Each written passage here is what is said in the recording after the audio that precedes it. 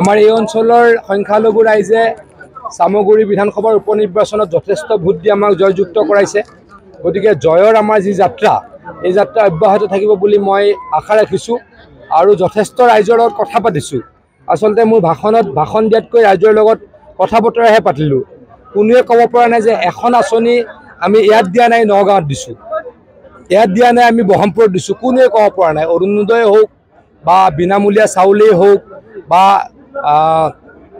আয়ুষ্মান কাৰ্ডেই হওক বা আমাৰ ছোৱালীয়ে পোৱা নিযুত মইনাই কওক, কোনোটো আঁচনি ইয়াত নাই পোৱা বুলি কোৱা নাই। গতিকে আমি সকলোৰে কাৰণে কাম কৰিছোঁ, সকলোৰে কাৰণে কাম কৰিম।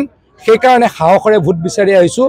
কংগ্ৰেছ দলে এই অঞ্চলৰ ৰাইজক ঠগাই, এই অঞ্চলৰ ৰাইজে যথেষ্ট সংখ্যক ৰাইজে লোকসভা নিৰ্বাচনত কংগ্ৰেছক ভোট দিলে, সাংসদজন আজিলৈকে ইয়ালৈকে নাহিলে।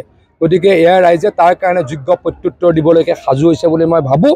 আমাৰ দলৰ প্ৰাৰ্থীসকল জয়ী হ'ব। আজিৰ দিনটোত কাশ্মীৰত যি ঘটনা হ'ল, সেই ঘটনাত বিভিন্ন মছজিদত ইয়াৰ বিৰুদ্ধে প্ৰতিবাদ হৈছে। এইটো খুব ভাল পৰিৱেশ, সেইটো ভাল কথা হৈছে। আমিনুল ইছলামৰ দৰে মানুহে এই ঘটনাক কাশ্মীৰত যিয়ে মানুহ মৰিলে তাক ভাল পাইছে। তাৰ বিপৰীতে ভাৰতবৰ্ষৰ বিভিন্ন মছজিদত ইয়াক গৰিহণা দি মানুহে প্ৰাৰ্থনা কৰিছে।